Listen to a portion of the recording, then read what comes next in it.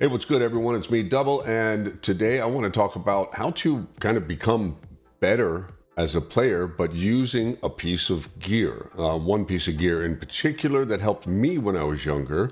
I actually came across my stepfather's Yamaha RX 120 drum machine that we had in the 80s. It was in our house and it sat on top of his Yamaha piano. I would sneak down into the living room with my Gorilla amp from time to time and set this up and put it on the rock settings, and it had a bunch of different drum patches and things like that.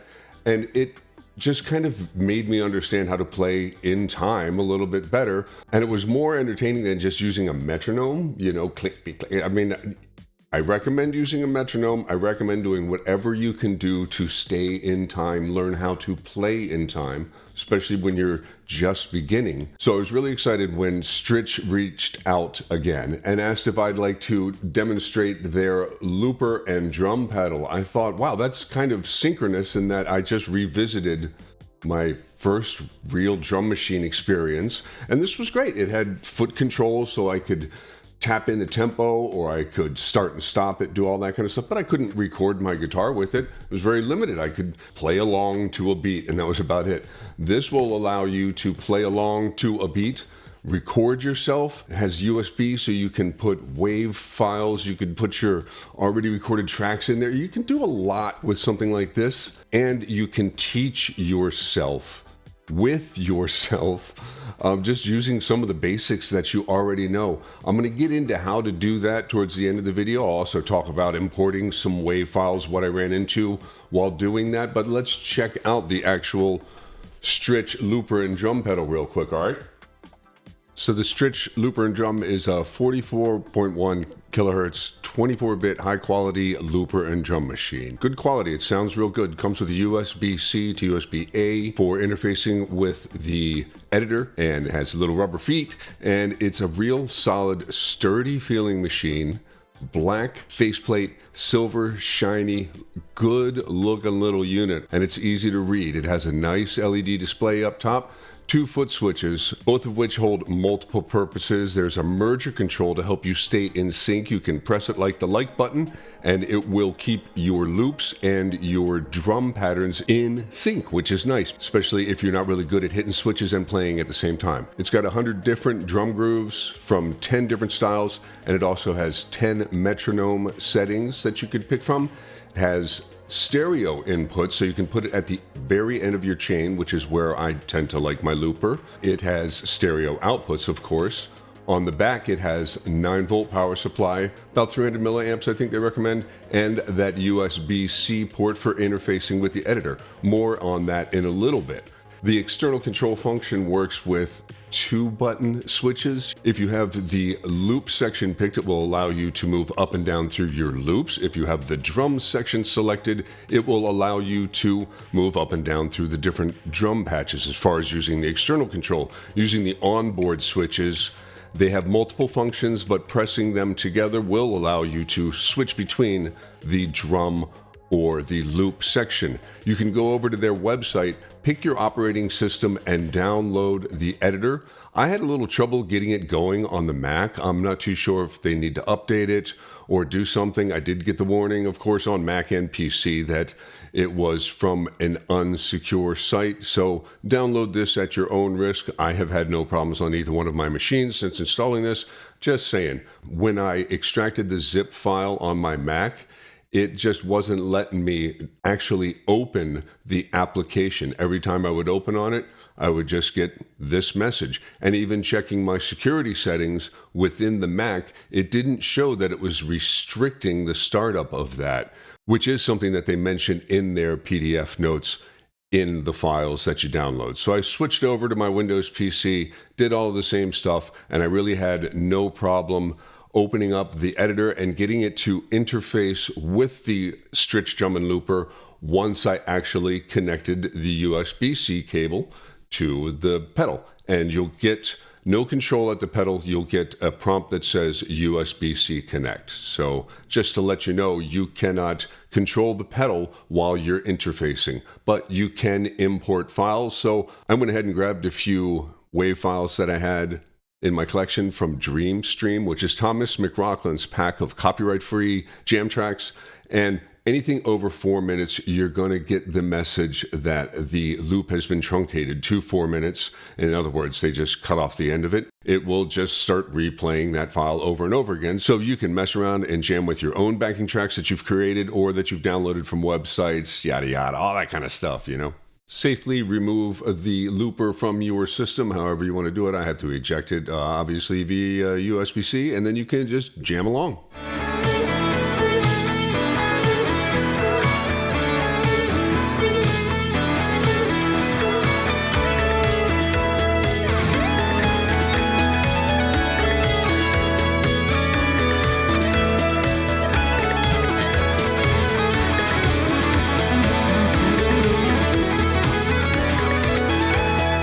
Something that I did notice, though, after sitting there for 1 or 2 passes through the loop, is that if you're going to jam along to pre-recorded USB tracks, start it with the right foot switch, the stop play one. Don't use the record dub. I captured myself far too many times. So I had to go in and delete that file, and all I had to do was just re-import it. No problem, but live and learn. So yeah, right there, it says record. So duh. And if you're going to import WAV files, start and stop it with that. You can always undo it after the first pass if you're quick enough to catch it. But yeah, obviously I wasn't. Just a little tip I wanted to let you know about. Why don't we check this out a little bit more, and I'll talk about how I use this to create a modal kind of practice routines, jamming along to very similar chord progressions, but using different modes in order to just kind of train my ear. So we'll do a quick final checkout of the unit. Like I had mentioned earlier in the video, pressing these two together will cycle you through the engines, either the looper engine or the rhythm engine. You want to use a TRS cable in order to add an external foot switch.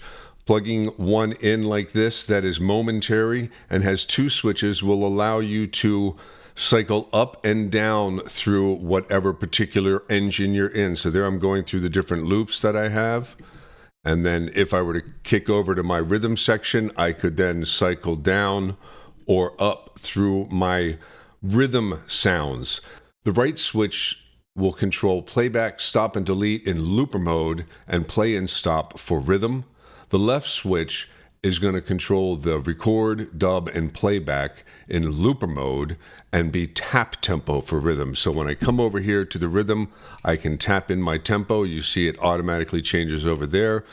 I can see, this is the problem with trying to do that sometimes. I've just changed my rhythm, and then there you go. So see how I've messed stuff up? It's not perfectly intuitive to use live for a couple of different reasons, but you can pretty much get yourself set up for it if you're a simple looper, if you kind of like to just create a lot of layers, create some background stuff. The other thing that this does really well, if you really plan your stuff out, is it will seamlessly move from one stored block to another. So if you have a couple of parts that you've built up, made sure that the drum patterns match and all that kind of stuff, the tempos match, you can go through the up and down switches here with the external control and go back and forth between loops, and then start and stop as needed when you get to your next segment of loops. For me, where it really shines is at-home practice, either with a metronome setting or with one of the drum loops, and creating a couple of chord vamps. I like to pick a drum pattern that I like, that I feel, something maybe not too fast, something not too slow. Right now, I'll pick something simple. I'll use 2 chords, create a simple loop, centered around A minor, and then we'll talk about why A minor and how to think of a couple of different versions of A minor, because there are a few ways to look at A minor. Most people think of A minor as the relative of C. Of course, if we had a C major chord, and then we walked down 3 frets, we would have the C major's relative minor or A minor. But if you think of G major, and we go up 1 whole step, or 2 frets, and then we go to A minor, that's going to be centered around a different key signature, and it gives us a different sounding A minor. So if we want to play relative minor, we are going to make a progression that goes from A minor to D minor. But if we want to play Dorian progressions, we're going to make a progression that goes from within the key of G, from the 2 of G to the 5 of G, or a 1-4 A minor, but where the 4 is going to be a major chord, the progression's tonic is going to be a minor, and then going up a fourth is going to give us a major chord. As opposed to if we were in C, going to the D gives us a minor. So that sound is the key of C, major, whereas this sound is the key of G major. Okay, so that's all modal playing is taking notes from one key and applying them to a couple of different chords within that key. I'm going to stay away from playing either C or G. I'm basically going to play an A minor chord and then a D power chord. So there's no third in here at all. And I'll put that to a drum loop, and then I can run through my different modes and practice the fingerings.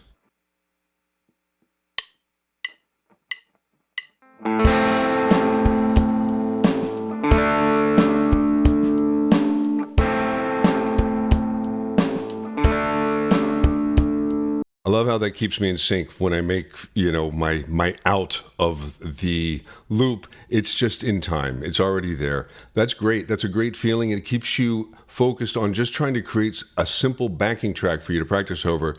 So what have I done? Just created a 1 to 4, but the 1 is minor, and I've left the 4 ambiguous by keeping it a power chord.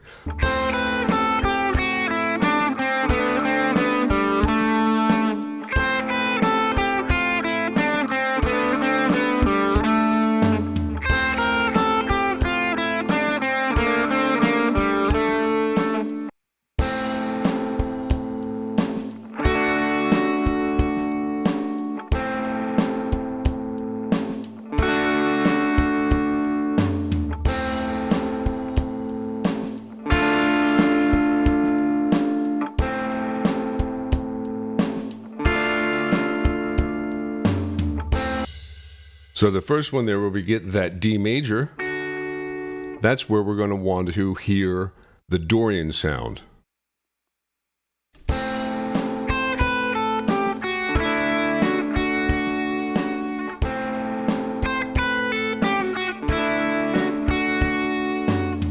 Bring out this note and we're going to hear Aeolian.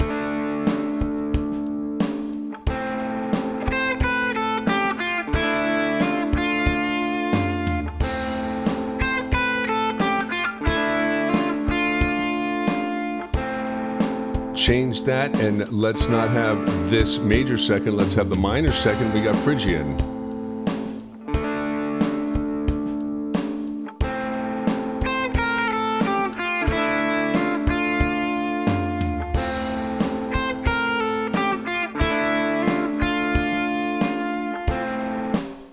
So by keeping that 4 chord ambiguous, by just making it a power chord, we can create a loop that allows us to run through scale shapes all over the neck, solo ideas all over the neck that allow us to experiment with A, but using that pitch axis theory of Joe Satriani's, moving through the different modes of that minor.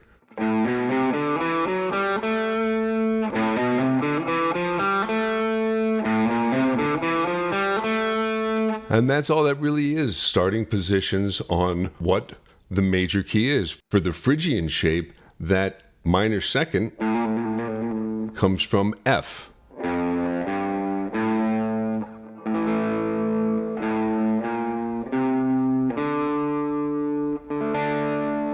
See, and the third of D minor is the F. So we kind of have to honor it.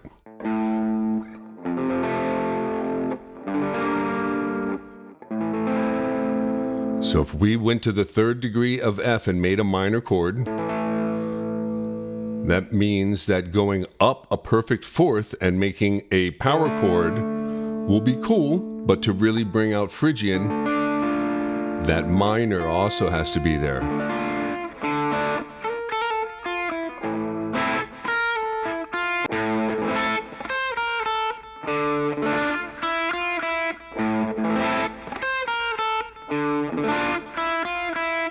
As opposed to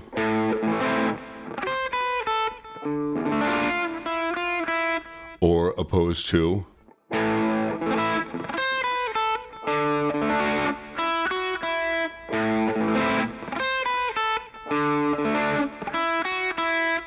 so you can see leaving that 4 ambiguous and just playing a power chord and not playing the third is going to let us move around with the A minor pentatonic shape and then utilize whichever one of these sixth degrees we need. Major sixth degree of A for when we're playing Dorian or G centered.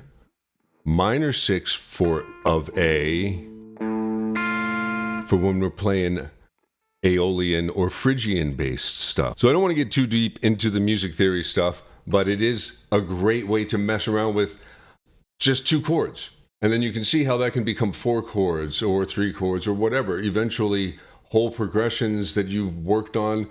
I think these looper and drum pedals are great. I think the Strich one is fantastic because it looks really good. It's really solid, has some good drum sounds. Do you guys want me to just do a no talking video running through all of the different drum sounds, like a couple bars of each? Leave a comment below if that is something that you want. It's not something that I normally do, but I'd gladly do that for you since, hey, you watched this far into the video, and I appreciate you listening to me talk about it, and I appreciate you taking the time to listen to a lesson too, because I think it's a great way to learn, and it keeps you in time. The whole keeping the drum and the loops in sync and kind of clicking you out at the right time without having to worry about it. It just keeps you focused on being able to play. And then you can change key, create another loop just like that on a new pattern, and have a whole bunch of different practice things there. And if you get really good enough at using this thing, negotiating, navigating the whole thing with your feet, you could probably gig with it. I hope that this has all been helpful in making you decide whether or not you're going to grab one of these. And I think you should. Just saying. And I hope you enjoyed the video. Please hit the like button on your way out the door. Feel free to subscribe at any time. I'm Double. I'll see you on the next one, all right?